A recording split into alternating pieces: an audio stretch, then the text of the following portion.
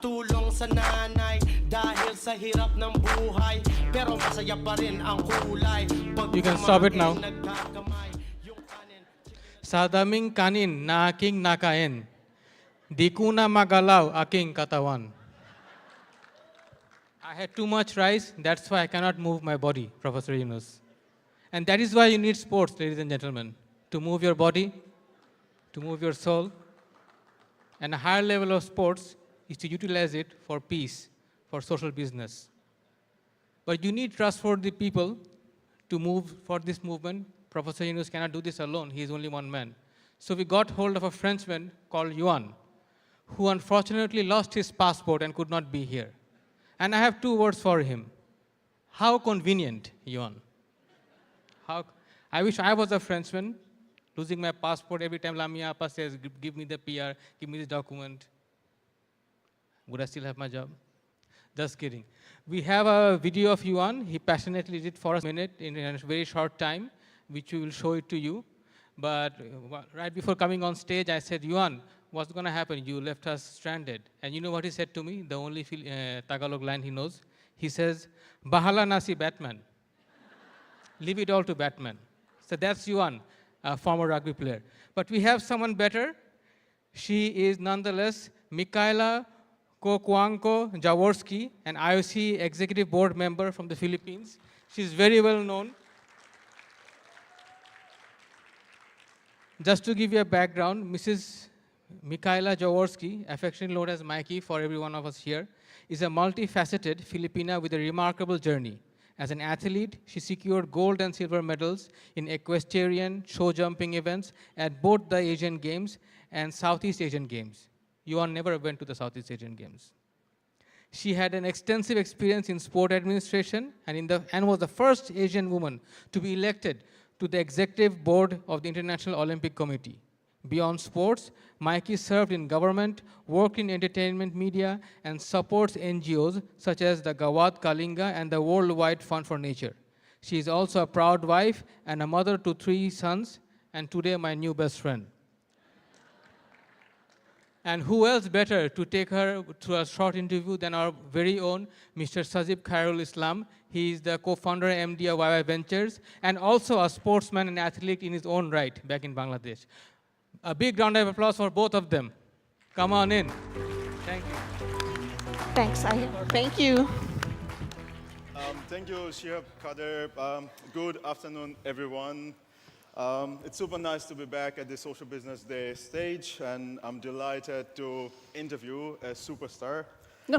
Mikey Konhuangko Jaworski, IOC Executive Board Member, Philippines. And while I was talking to my friend Iwan and Raymond, I got really, really nervous how I am going to run this interview, but she has helped me prepare for this whole thing, and today we'll try to deep dive into the fascinating intersection of sports and social business inspired by the innovative concepts introduced by our very own Professor Muhammad Yunus. And our focus is on understanding how the principles of social business can be introduced in sports so that the social power of this can be utilized for the betterment of our mankind. I would like to start off by asking Mikey to tell us how your experience of sport has shown that it is indeed a super tool to build inclusive and peaceful societies. Mm-hmm. I guess to answer that question, I'm going to have to start at the beginning and be quick about it. But before being involved in sports myself as an athlete, I was a fan. So I was one of those people who would watch competitions and watch the Olympic Games and be inspired by it and think to myself, oh, maybe one day I can do something like that. Even one day, maybe I can meet one of those great athletes. But when I did get into sports and being part of a family of sports people, it was always about doing your best, being excellent, bringing honor to your country, bringing honor to God, and that was a real driving force. So being able to compete for my country was very exciting. I didn't realize that by being able to travel to different countries, I was going to be exposed to different people, different cultures, different religions, different ways of doing things. And just by that alone, I was able to learn how to understand that there's more way than my way. There's more than what I've been taught. And that it's so much more joyful to live in peace with other people. And then moving forward as a coach and as an administrator, knowing that we would all be following the same rules when we do sport.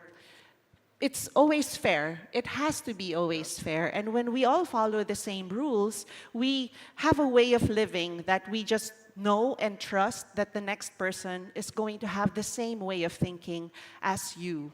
And maybe today will be your day, and maybe you'll bring home a gold medal, and if it's not yours, it's someone else's, and you can be happy for them knowing that they were on a journey maybe similar to yours. But now, as a member of the International Olympic Committee, the owner of the Olympic Games, responsible for delivering the Olympic Games, as the leader of the Olympic movement, which involves national Olympic committees, international federations, and athletes at the heart as our main stakeholders, we are guided by the Olympic Charter. So when we have difficult situations around the world, when we would otherwise be influenced by our personal beliefs or experiences, we hold on to this wise document that says, well, our aim is to bring sport to the service of humanity, and that means everyone, as best as we can. So it's really been a journey for me to go through all of this, and at the end of it is how now do we safeguard what we are trying to do through sport to make life as equal and success as accessible to everyone as possible. All right, thank you so much for sharing this. And I've heard this so many times when Professor Yunus talks about how the social power of sports can be utilized for economic and social progress, because every sports person doesn't make it really big. And whatever little experience that I have studying about how this works, I know that Sport for Development movement has played a significant role over the last decade or so, and it is also doing a fantastic job in terms of the statistics that we see, how the Olympic Games is being shaped with the new concepts. This said, it uses more often the charity model in a usual sports world. From your experience as a sports person, administrator, and a leader, did you think that social business can bring something new on the table to take this movement forward? Well, I think so. And actually, it's interesting that you should call sports as something that relies on a charity model. I think when it comes to the IOC, we prefer to term this as a solidarity model, where from the revenue of the Olympic Games and the different sponsorships that we have, the IOC actually distributes 90% of this to the different stakeholders, and that means for the programs of the National Olympic Committees, so that they can help develop their athletes to get to the point of qualifying for an Olympic Games. You mentioned earlier that not everyone has that chance, and it's not even just not every normal person, but not even every elite athlete in the world will get an opportunity to reach that kind of level. And then when we talk about also international federations, these are the bodies that have the technical expertise. So it would be very difficult even for the IOC to run an Olympic Games without the international federations. And they themselves have their own programs. They develop their own rules that are expected that the athletes would be competing using those rules. So these are the bodies that are supported by the IOC. It's not a dole out, because in the end, it's circular. And by supporting these different bodies, then we are able to help them reach these elite heights of competing and being the best in the world, which then brings back to the movement as well. And even to the level of where we are not just trying to have an Olympic Games, not just trying to broadcast an Olympic Games, but the message that is sent out by the successes in the Olympic Games for us is hopefully felt at the level of the grassroots, and then they're picked up by those with the expertise that the IOC itself, as the global leader in sports, doesn't have or able to reach. Yeah. No, thanks so much for sharing this. I also know about the Athlete 360 program Yes. run by IOC Yeah. that serves a similar purpose, and Yunus Sports Hub is part of it. And also I know that the mission of IOC is to really bring sports to the service of humanity. And this really aligns with our family's goal of creating a world of 3 zeros. Now that you are here at Social Business Day, you have met some of our family members. And also from your learnings, what's your personal opinion on these two alignments of IOC's work and Professor Yunus's vision and our family's work, particularly in terms of promoting peace and inclusivity? Well, when it comes to the IOC, we, well, maybe not everybody knows, but the IOC is a values-based organization, and we aim to spread the values of Olympism. You speak of Olympic values, and for us, there are so many that can fall under this: fair play, discipline, hard work. But in the end, it's friendship, respect, and excellence. And when we talk about Olympism, it's really a way of life. It's really a philosophy of being where you don't realize you're learning Olympic values by playing sport. You think you're playing, but actually you're learning to live among others in a way that you can learn to respect and get along and be the best that you can be. So this is where the IOC is as far as the aspirational side goes. But we also say that the athletes are at the heart of the Olympic movement. And you mentioned actually there's Athlete 365, there's Olympism 365, and this is the work that the IOC does in between Olympic Games. We call this flame to flame. When you light the flame, distinguish the flame, there's a next flame coming. But what do we do in the middle of that?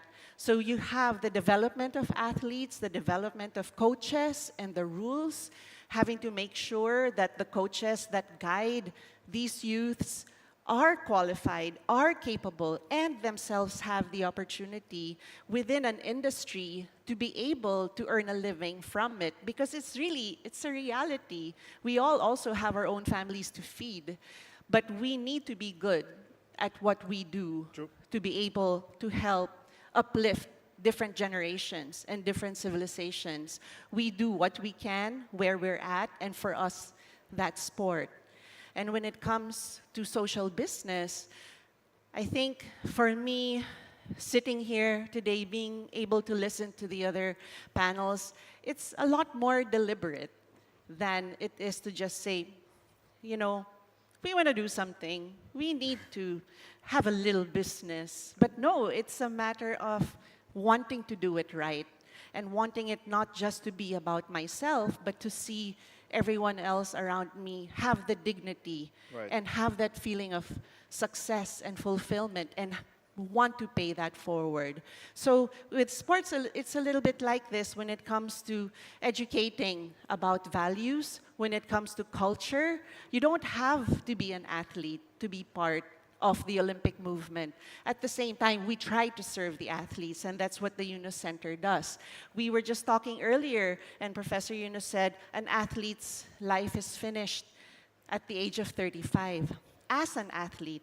And many of these athletes have given up school, have given up many things to be able to get to that level of competition where they know they can get to because they're good enough to get there. But how do we support them after that? If they haven't gotten an education, or even if they have, it's not as if it's so easy to move on to the next. If you don't see what's next for you, there's a mental and psychological aspect to it that really drags you down. But just imagine if a young person has seen you celebrate, well, what is that young person going to say when they see you and say, where is this person now? Right? So it's also incumbent upon an organization such as the IOC to care about that. And that's why we're very grateful to have the partnership of the Unicenter. That is also a partnership that we celebrate very deeply. And now the Paris Olympic is coming up, and I know one of the Yes. major IOC key reforms under the Olympic agenda is to use sport as a key driver or enabler of achieving the United Nations Sustainable Development Goals. If you could just share some examples of how the Paris 2024 Olympic Games are contributing to some of these goals, especially in terms of urban development, housing development, and sustainability. Okay, so this is probably the easiest question you've asked me today, just because the Olympic Games is the very visible and very tangible product of the IOC. But in Paris, it's very exciting for us because once again, the host welcomes the whole world back to the Olympic Games to be there in person, and yet have managed to make sure that only a very small percentage, only 2 out of so many venues are new, meaning that we've been able to fix old venues or just plain reuse the old venues for something as big as the Olympic Games. Also, we have to accept and really acknowledge that everything's becoming a lot more urban. There's a lot less space now to build the big venues to accommodate a lot of people. So we have included a lot more urban sports that are also very attractive to the youth and require much smaller spaces to have.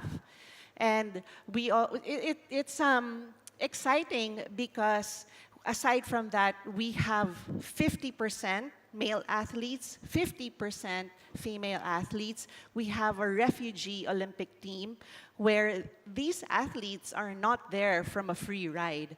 These are athletes who have officially been declared as refugees and who have managed to qualify to compete at an Olympic Games. Can you just imagine how someone who has had to flee their own country, and who wants to do that? Nobody wants to have no country, and yet these individuals have the chance to compete at an Olympic Games. So that's something that the IOC President, Thomas Bach, who I'm here also to represent today, is very passionate about. And you know, when you hear him talking about giving these people who have lost everything a chance, it's really very inspiring, and it makes us feel very honored.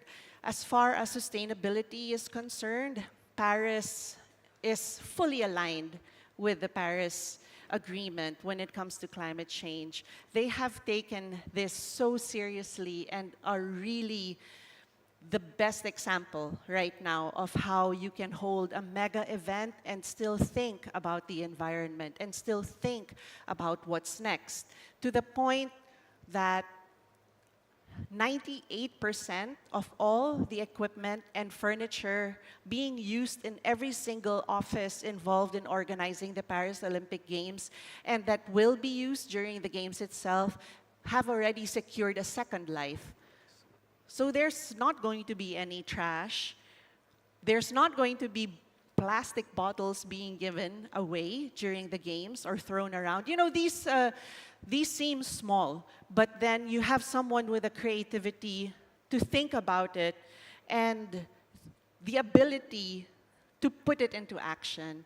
And I think that's what organizations that are as dynamic as the IOC can do in partnership with organizing committees and hosts that are just as serious about the mission. No, thank you so much for sharing this. Personally, I had the opportunity to meet and listen from one such Olympic medal winner who's a refugee swimmer. And I could really feel what this opportunity meant for her. And at the beginning of the day, Professor Yunus did mention about our 3-0 Club movement. 5 young people between the age of 12 to 35, they come together and they make very small commitments. For example, I won't use any plastic. Yeah. And now you are a sports person, leader, executive. You are also a mother of Yes. 3 children, right? Yes. And what kind of message or invitation you have for our young people, especially teenagers? How can they use the power of sports to learn about leadership, team building, or what kind of skills and things that they can learn that will help them shape to become better humans? Well, I don't really want to sound negative, but I feel that the easiest way to get a message through to someone, at least in the beginning, is to answer the question, what's in it for me? When people realize the kind of benefits they can have from doing something a certain way, there's more of a chance that they will actually try it. And when there's the possibility of that, then that's the only time I feel that people can go beyond thinking just about securing something for themselves and starting to do something for someone else. But when we talk about sports and how to get people into it, there are actually countries such as Japan and France now that has integrated into their public school system 30 minutes of activity each day because it just prevents illnesses so effectively that even the cost of healthcare in their countries have gone down. So when you think about sport being able to influence even the budget of a country in such a significant way, then it's worth it. But maybe for a teenager, they're thinking, so what? It doesn't mean anything to me. But then you can make friends. You can be with others. For some kids, it's, oh, you're going to get a really nice body if you do sports and you try really hard at it. To distract them from the distractions of today. Right. It's, I've heard the phrase said a couple of times already today, it's easier said than done. And it's absolutely true because many times we know what it is that we want to do, but to actually get people to buy into it is not as easy. So I think that just providing somehow a feeling of fulfillment to young people by trying to get them exposed to these different things that we believe might get them encouraged to take part more in doing something that might not be as easy as they thought it would be, but something beyond themselves is, I think, a good place to start. Right. And as I said earlier, we do what we can, where we are, and for someone like me, Right. it's in sport. Yeah. Thank you so much. And thank you so much for being very inspiring, authentic, and also for sharing your learnings and some of the vision of the work that you do. We are at the end of our interview, and it's been an honor hosting you. I hope you enjoy. Yes, and once again, thank you for inviting the IOC President Thomas Bach to be here. It's an honor for me also to be able to speak in front of a lot of people from my own home country and from other parts of the world, and to share this time with you and to learn as well from all of you. Thank you so much, and happy birthday tomorrow, Professor Yunus. Yeah. Thank you so much again. By the way, the birthday party is coming up, and I hope we get to celebrate this with Professor Yunus soon. And we're gonna watch something, Tomorrow. right? Ah, okay. Yeah. No, we're Okay. gonna All right. Thank you watch so the- much. Over to the video from our friend Iwan. Yeah. Sorry. The one who couldn't come because of his fast food.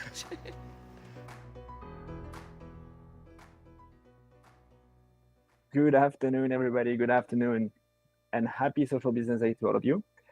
My name is Johan Noguier. I'm the co-founder and managing director of Sports Hub, for those who do not know me. And for those who do know me and who do know the history, I am 80% into the trip to Manila, but I got stopped because of a problem with passport. So I'm right now in Thailand because I came for meetings before Manila. but I could not do the last 20% and be with you. So I'm doing this video today because, of course, the show must go on and we need to provide the content and make sure that we have a very successful social business day. Today, I would like to speak about sports, social business, of course, like always, but with a special address on social procurement. We've been talking quite a lot about, the concept of social Olympics, what Paris 2024 is doing, but we never really got into the details of what is it that we actually do with them, right? We know that we are putting social business at the heart of it, but we never got into the technical detail of what it is that we do. So today I would like to speak about that. I would like to give maybe a bit of a business case on how we did it in the concept, in the framework of sport and in framework of a big event like Paris 2024. And hopefully, maybe some of you will be able to replicate that in other industries, in other countries, and so on, with other projects, and so on and so forth. So I'm going to share my screen because I think it could be nice to have also a couple of visual aid. So this is me on the right side. This is me. I was young. I was 28. I was the head of procurement for the Rio 2016 Olympics, for those who didn't know. Living my best life, near the beach in Copacabana, with great friends. We're all quite young people, so we had really the time of our lives. But we had one challenge. That one challenge was that we had to organize the first games in South America, which is a cool tagline, I think. This said, it also means that all of the suppliers for the games, all the suppliers with experience of the games, were actually not in South America, in a context where we had the real, the Brazilian real, so the local currency that was dying off, and in a concept of one of the lowest budget in history for the Summer Olympics. What it means is that this challenge, let's say, was made into a strength. And why is that? Because we had to buy local, because that would help us to not have the issue of the exchange rate, and of course, more generally higher prices on top of the exchange rate, which comes from outside. In Rio, we had one of the best performance when it comes to local contracting. We had contracted more than 900 local SMEs. It had never been seen before, and 85 larger local companies too. What it means money in the pocket directly of those SMEs, those, for most of them, family businesses. So that's something that we're extremely proud of, and that until today is one of the main legacy of the Rio 2016 Games. So we have on that one hand, like how do you manage to buy local, which definitely provides an advantage when you use this procurement. But it also is a legacy in terms of market capacity. Why am I telling you that? Because most of those suppliers, those small suppliers, they are not able, they don't have the shoulder to supply for the games.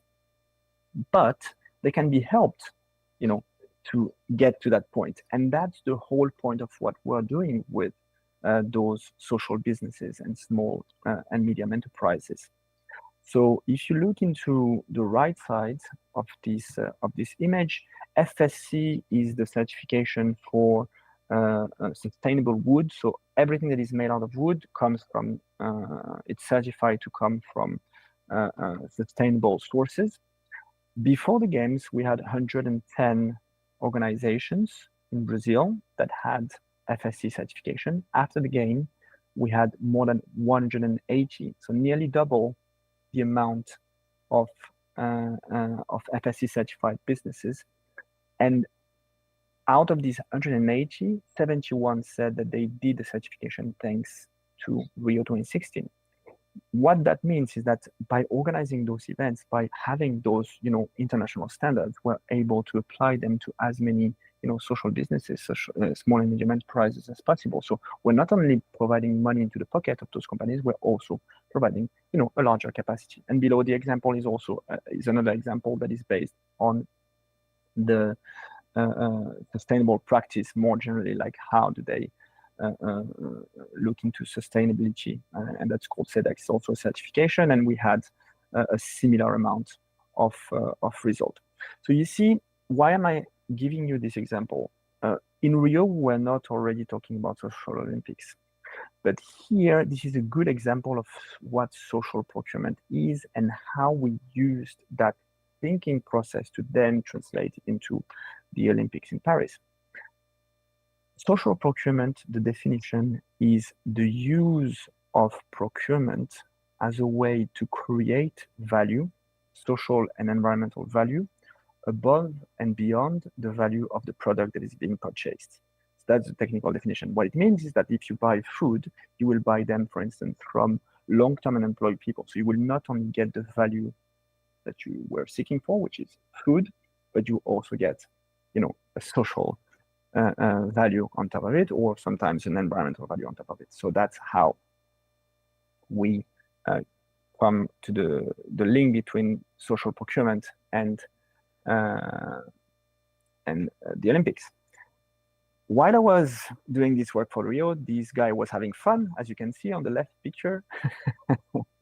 He was being more seriously, he was being a torchbearer. Professor Yunus was addressing the International Olympic Committee during the 129th IOC session in Rio de Janeiro, and he was giving, his vision about why sport could not become a driver of social business, why the social aspect of sport was not more represented. And on my side, I was unemployed after the games. But instead of, let's say, just going on holiday, generally, like when you finish the game, you're just tired. So you go on holiday for a couple of months. But instead of doing that, because I'm a good burnout material, I decided to do a bit of a world tour of all those organizing, all those events organizers. So I did 15 countries, 5 continents, and I went to all the big events at the time. Tokyo 2020, I met. You can see on those pictures, I met the Jakarta Asian Games, the Gold Coast Commonwealth Games, and so on, Lausanne 2020 Youth Olympics, and so on and so forth. And at the end of this trip in Paris, because I had to go home at some point, I met Professor Yunus and Hans. We met in the framework of their first discussions with Paris 2024 and how we would connect social business and sport. And of course, this idea of procurement, social procurement, was very fresh into my head. Professor Yunus also came up with the idea, of the Olympic village and making sure that this village would be for those who need it the most. So we started to collaborate together. As you know, I started working with Grameen Creative Lab, supporting with the Global Social Business Summit in Paris. And one step leading to another, we created the Sports Hub. And of course, one of the first things that we did with Sports Hub was actually to look into the social procurement aspect, because that was also a bit my background. One of the first, let's say, the next edition of the games were going to be Tokyo. In Tokyo, they did they had, let's say, we took the train quite late, of course, because when we created Unisport Hub, it was 2018. Most of the procurement had been done. There is something that is very interesting about what Tokyo has done, and which they did not, I suppose, necessarily call it social procurement, but this is actually a very good example of social procurement. This is the procurement of medals. The Olympic medals were given to the athletes in Tokyo 2020 were made out of recycled cell phones. So they had these this huge program throughout Japan in 90% of the Japanese cities, towns, and villages. And they were able to have more than 100,000 citizens that gave their phones, and with that they were able to create hundreds of tons of gold, silver, and bronze out of those material, and create with that the medals of the game. So you can see here that you are creating the medal, which is the value that you're looking for, but you're creating an environmental value on top, which is recycling of former cell phones. And of course, it has not only an impact on the environment, but it also had an impact on the society, because those people were actually participating in the game. So those are the kind of ideas that we can look into when we do our project, be it in sport or not. And finally, or not finally, but one of the things where we've been able to work quite well in the Olympic world is, of course, Paris 2024. As you know, we have launched the ESS 2024 platform, which basically aims at connecting the social businesses in Paris and beyond, and the opportunities of the games, the economic opportunities of the games. And the idea here, through our work, was to make sure that as much as possible of these budgets from the games, which is more than 7 billion euros, would go to social businesses and small and medium enterprises. And right now we have the results of this program. 18% of more than 800 tenders that have been launched by Paris 2024 were awarded to at least one social business. That is, as a reference, twice as much as what is being done in the public procurement sector in France. So this is a big achievement. 6,000 social entrepreneurs and SMEs were referenced onto our platform. We created more than 200 business meetups with the local ventures together with our partner Lecano. We had more than 600 social enterprises, social businesses that were selected to work with Paris 2024. So these 18%. It represents approximately 600 social enterprises, knowing that, of course, it's both contracting and subcontracting. Sometimes you have a bigger contractor that won the tender, but then subcontracted the social business for smaller piece. But this is also a very interesting way to look at it, because then you create bridges between big companies and small companies that will continue to work together even after the games. So this is, let's say, a very, very not only innovative, but groundbreaking result that we have here, which goes much beyond what is being done in social procurement generally in France. And just to give you a couple of examples, maybe so that it becomes clearer, I will give you only two examples. The company that was awarded the tender for delivering the computers and some of the technological equipment of the employees of Paris 2024 is called SCC, and they did a joint venture together with Recyclea. Recyclea is an organization that works only with handicapped people and that refurbished used computers and make them new. They repackage them and resell them on the market. So by doing so, SCC sold the computers to Paris 2024. Paris 2024, within this deal, they were authorized to resell the computer to Recyclea, and Recyclea bought them from Paris 2024 at an affordable price and sold them again to the market. So you can see here the win-win-win situation. SCC sold their laptops. Paris 2024 bought them at a good price. They resold them, meaning that they did not have to completely lose the money of the laptop and throw them away. They actually managed to resell them. And that was already agreed during the tender document. And Recyclea bought cheaper computer and then resold them to the market, giving access to economic opportunities to a lot of handicapped people. So you can see here on this chain how we managed to create a really great example of two organizations working together, one for-profit business, one social business, and one contractor that work all together to create social value, to create environmental value, and to make a cheaper operation for everybody. That's one example. Another example I would like to give is Mirta Pool. Mirta Pool is an Italian supplier of swimming pool, like temporary swimming pool. And basically, because they're an Italian supplier and they don't necessarily have people that speak French in their organizations, they worked with local social businesses around France to do the disassembly, site waste management, and so on and so forth. Because of course, when you go and assemble in Paris, but then disassemble and reassemble into those small locations in France, because by the way, those swimming pools were given to France, to villages in France afterwards, and then you need to speak French. So they work with long-term unemployed people, social business, to do this reassembling throughout France. And more generally, I mean, I'm just giving these couple of examples, but really there is an opportunity throughout the value chain of the games, and this is directly this can directly be translated into other sectors too.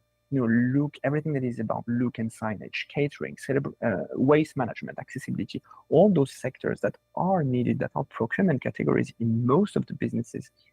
You have, I'm pretty sure, some social businesses in your country. So that's how you manage to do those things together, and let's say play the middle field between the opportunities and what is existing on the market. And of course, I'm more than happy to support you if you need to go further into this route.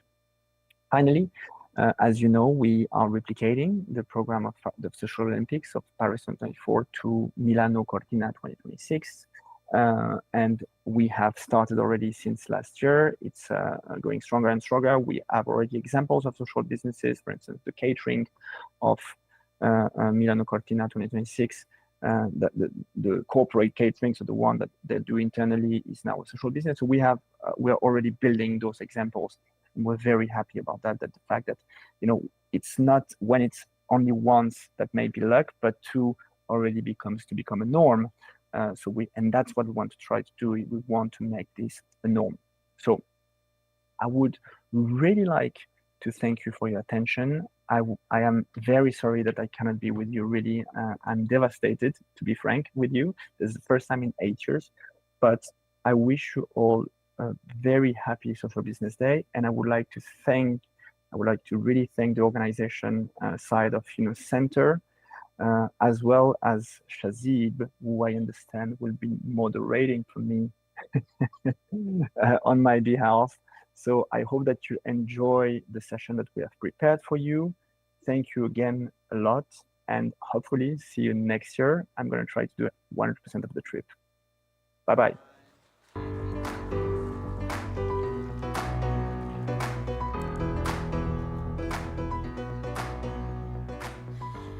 All right. So we've had a really long day.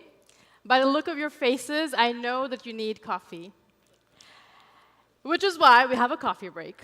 But before we break, I want to share what's happening next so that you know what to expect. So we're going to do a 25-minute coffee break.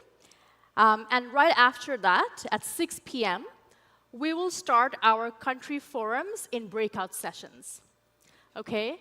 So the breakout sessions will go on from 6 to 7:30 in the different meeting rooms outside of this main hall. And briefly later, I'll share which forum is happening in which room.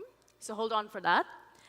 So right after the forums end at 7:30, we will expect you back in this main hall for dinner, where we have a very exciting surprise for you.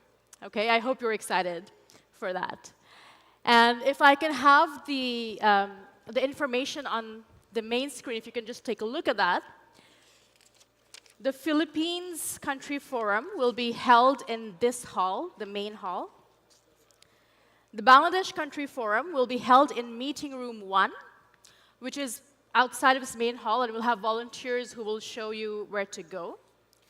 The Nepal Country Forum will be held in Meeting Room 2, Malaysia in Meeting Room 3, Greater China in Meeting Room 4, Japan will be held in Meeting Room 5, India in Meeting Room 6, and Thailand in Meeting Room 7, while Africa Country Forum and Brazil will be held online.